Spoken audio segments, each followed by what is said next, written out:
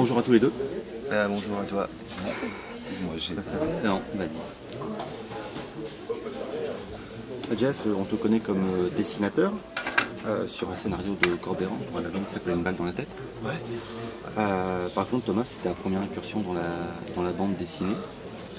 Comment vous êtes-vous rencontrés sur ce projet? Sur ce projet même, non, je pense que... Alors, peut-être comment vous êtes-vous rencontrés et comment êtes-vous arrivé en fait, sur ce projet de Flash? Je raconte notre rencontre. Ouais. Et, ça fait 13 ans qu'on se connaît.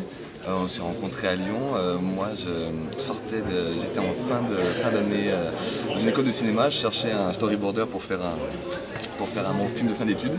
Et c'est un ami qu'on a en commun qui était patron d'un bar qui nous a présenté. Et puis on n'a pas fait le film finalement que je devais faire, mais on en a fait d'autres et ça a marché directement, quoi. Ça s'est passé comme ça, de mon côté. Ouais. Ça fait déjà 12 ans. Ça fait 13 ans, 13 ans, parce qu'on s'est rencontrés en l'an 2000. En 2000. Et ce projet de Flash, qui l'a amené, qui l'a porté? C'est moi qui l'ai apporté en fait celui-là. Parce que j'avais lu le roman, moi déjà il y avait pas mal d'années, enfin j'étais plus jeune que ça, j'avais lu le roman, j'avais adoré ça, j'avais dévoré ce roman quoi, c'était une... Moi je l'ai dévoré quoi tout simplement, je suis pas un très grand lecteur de romans quoi, étant donné que je fais de la BD, je suis déjà plongé dans un truc toute la journée, donc j'ai du mal à lire vraiment des romans, mais celui-là je l'avais lu, je sais pas qui c'est qui me l'avait filé ou j'avais peut-être trouvé sur une table, dans un train ou quelque part, j'en sais rien, et franchement j'avais adoré. Et puis finalement, quelques années après, il n'y a pas si longtemps que ça, je l'ai relu de nouveau. Et j'ai de nouveau adoré. Et cette fois, j'étais professionnel de la BD. Et tout de suite, ça m'a... Je me suis dit, franchement, c'est fait pour une BD, plus que même pour un film, hein, c'est fait pour une BD. Donc j'ai eu l'idée de le faire BD du coup. Oui, parce que c'est quand même un album qui date des années... qui date de 70, je crois. Le bouquin, ouais, il date de 60. Il a été écrit en 70 et je crois qu'il est sorti en 71. Et qu'est-ce qui fait qu'il pourrait être encore... Enfin, qu'il est encore d'actualité, en fait? Parce que c'était une autre époque, je veux dire, c'était post-68, voilà. C'est l'après 68. Alors qu'est-ce qui fait qu'on est dans notre époque, enfin qu'il est aussi notre époque, c'est que nous on est les enfants de cet héritage-là, et donc on a forcément, on a tout ça à apprendre, quoi. Et s'il y a bien quelque chose qui ne se transmet pas, c'est le vécu historique. Donc nous on est obligé de récupérer ça, et on récupère ça, le vécu historique de nos parents, quoi, enfin de cette génération d'avant, qui est si important même dans la société, tout ce que ça a amené. Ben, nous, il faut qu'on se le reconstruise avec l'imaginaire, quoi. Le héros de Flash s'appelle Charles. Qui est-il? Qui est-il? Charles Dujossois. A-t-il vraiment existé? C'est pas. C'est une autobiographie? C'est une autobiographie, mais presque. Ouais, non, c'est une autobiographie, ouais, bien sûr. Mais quand il est revenu, il était quand même encore en manque, parce que c'est quelqu'un qui est devenu toxicomane et qui est tombé très, très profond dans la drogue. Donc quand il est revenu, il a en fait voulu sortir toute cette histoire. Il l'a enregistré visiblement sur des bandes magnétiques de l'époque.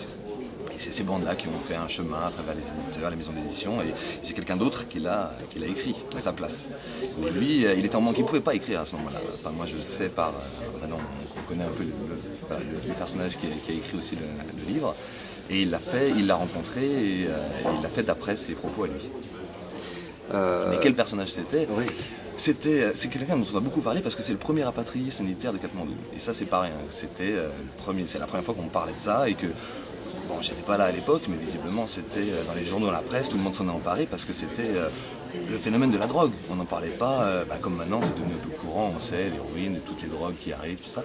Non, à l'époque, c'était vraiment, je pense dans l'après 68, il y avait quand même une sorte de retour à l'ordre aussi, hein, qu'il ne faut pas oublier. Il y a eu une révolution qui s'est passée sur certains passages, mais il y a un retour à l'ordre et je pense que la presse et puis se divise un peu par rapport à cette question de la drogue et ça permet de dire regardez vos enfants ce qu'ils sont en train de devenir. Et lui c'était l'exemple type du jeune escroc mais qui était tombé jusqu'en bas et voilà, c'est Parce qu'il a quand même eu une vie assez extraordinaire. C'est une tragédie. Ça oui, c'est une tragédie. En fait, c'est un exemple très très particulier, Charles. La grande majorité de ceux qui ont entamé ce voyage vers Katmandou après 68 ne sombraient pas tous ou n'étaient pas tous issus du banditisme. Qu'est-ce qu'ils allaient chercher dans ces pays-là? Lesquels? Les bandits? Alors, non, la grande majorité. Nous, on a surtout parce rencontré que- les autres. Moi, mes parents, les amis Oui. de nos parents qui ont Ouais. pu faire un peu ce voyage-là. Il y en a surtout qui sont arrêtés au Maghreb, je pense, mais il y en a Ouais. quelques-uns qui ont fait l'Inde et Katmandou. Ouais. C'est les plus, on va dire que c'est les plus avertis, les plus durs qui ont continué, qui sont allés jusqu'en Inde et jusqu'à Katmandou. Ouais. Mais C'était après, une il y en a- recherche spirituelle, c'était... Il y a de ça. Ah oui, j'en suis Il sûr. y en a beaucoup pour lesquels c'était ça, mais sinon je pense qu'il y en a aussi certains, c'était aussi comme des sortes de vacances une sorte de vacances prolongées, quoi. Il y en a plein, je pense qu'ils sont partis là-bas parce qu'ils étaient en vacances, des jeunes, oui, donc des fils de bourgeois, pourquoi pas, tu vois, des mecs un peu aux cheveux longs, ils sont partis en vacances là-bas. Ils ont commencé à plonger dans la toxicomanie là-bas sans qu'ils.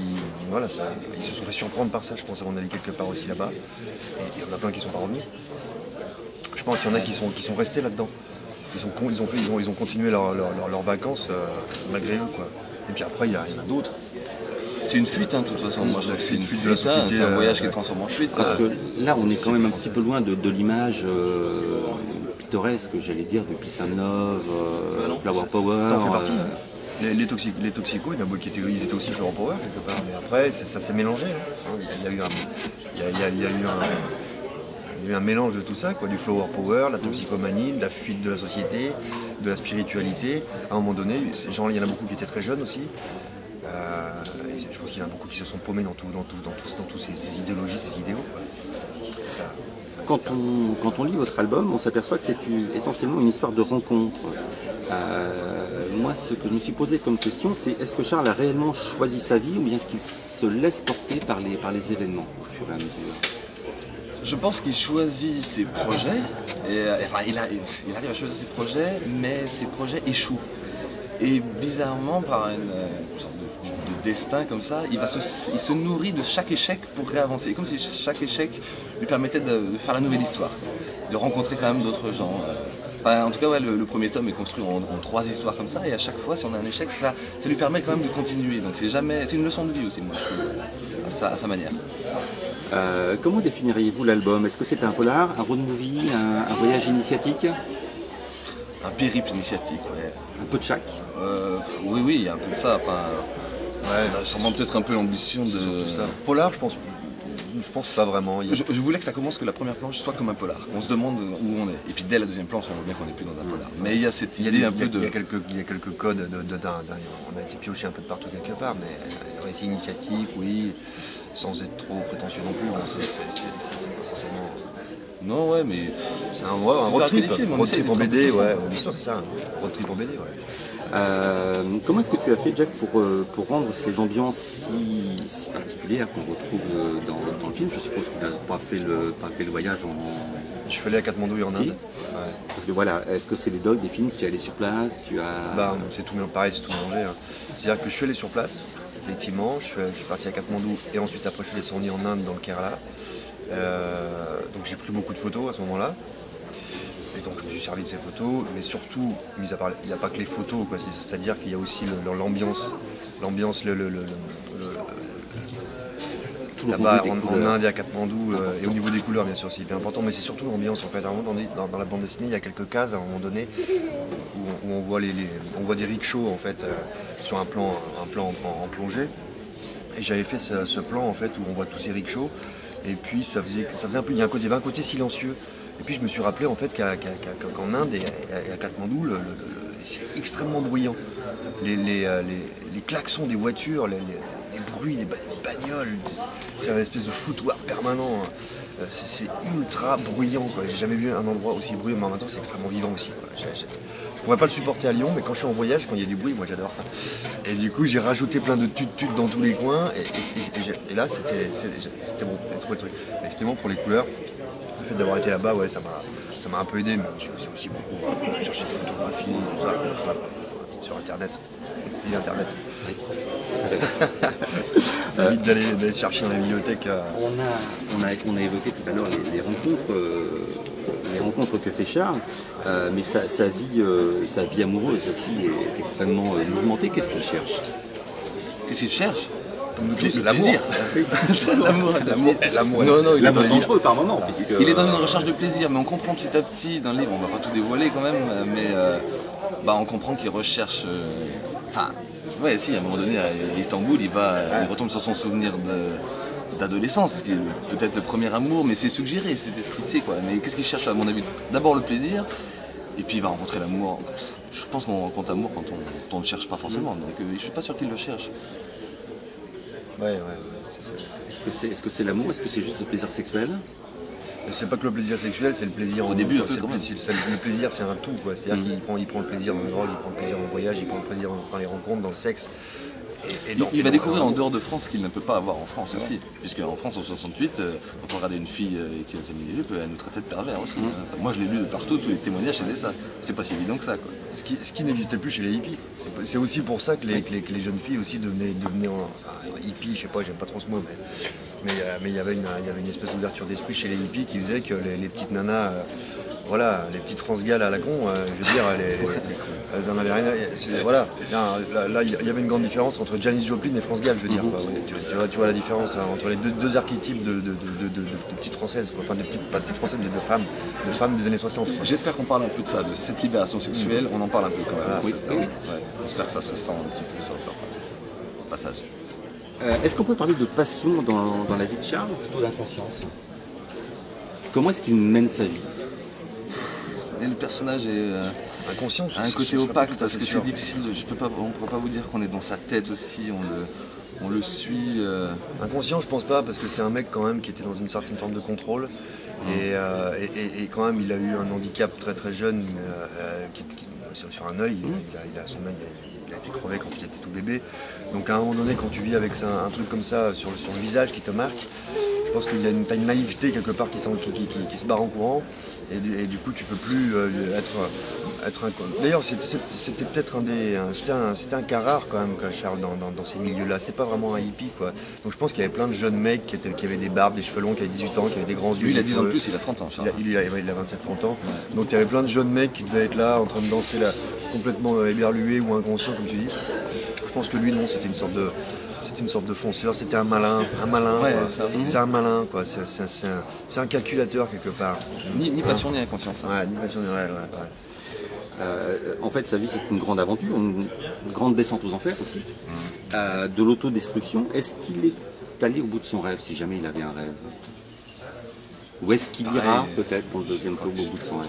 C'est difficile, je pense même pas qu'il avait de rêve. Ouais, je pense que son rêve, c'était peut-être de se faire de la thune au moment où il devait en faire, quoi.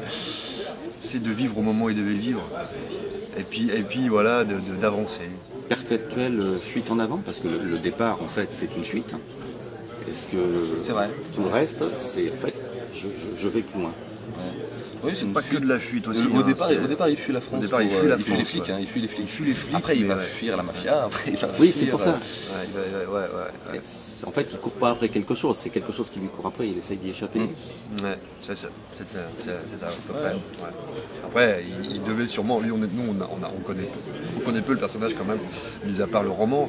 Parce qu'il y a quand même très peu d'interviews, il y a quand même très peu de choses sur lui. Hein. Il y a 10 photos sur internet, on ne sait pas très. Donc, dans sa tête à lui, qu'est-ce qu'il pensait vraiment? Qu'est-ce qu'on peut penser quand on fait ça? Et puis il est déterminé par ses actes, c'est ça qui nous intéresse, parce que on ne veut pas faire une BD psychologique, hein, de toute façon. C'est les actes et les gestes, enfin les faits qui parlent pour les gens. Hein, de toute façon. Est-ce que l'adaptation du roman a été facile?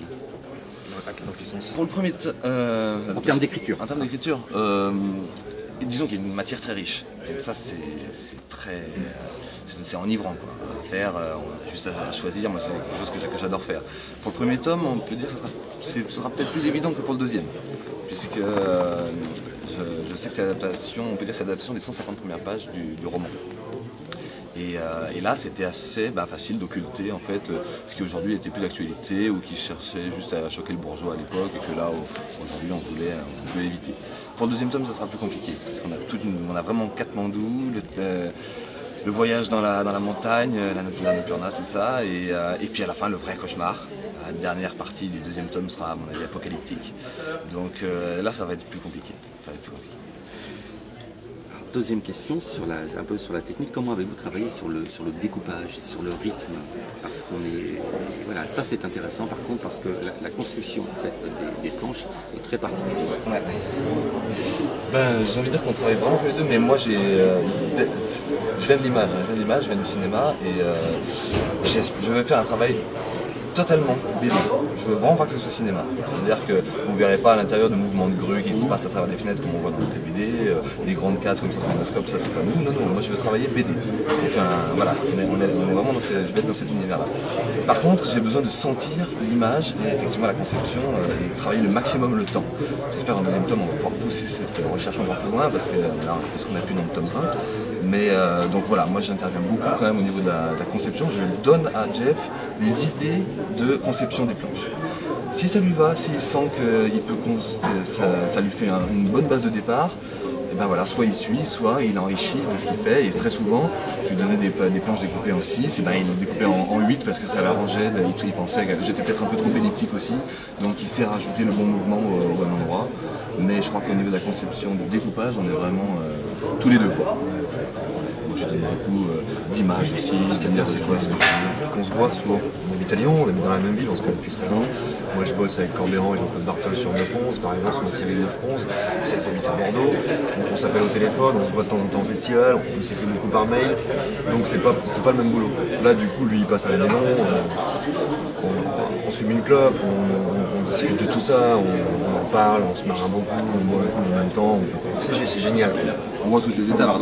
Je vois les ancrages. On passe une soirée entière à discuter de ça, on discute de dialogue, tiens, on pourrait rajouter une petite phrase par-ci, tiens, qu'est-ce qu'il dirait plutôt, quel est le langage type des années 60, alors du coup Jeff intervient dans les dialogues, comme moi je vais intervenir, mais en général une fois que c'est vraiment une collaboration totale. Total, ouais, tout carrément. Ping-pong, c'est ça, et puis en même temps, c'est ça qui est mieux.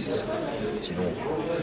Ça se ressent de toute façon à la lecture, tout est imbriqué, intégré, ça vient collé.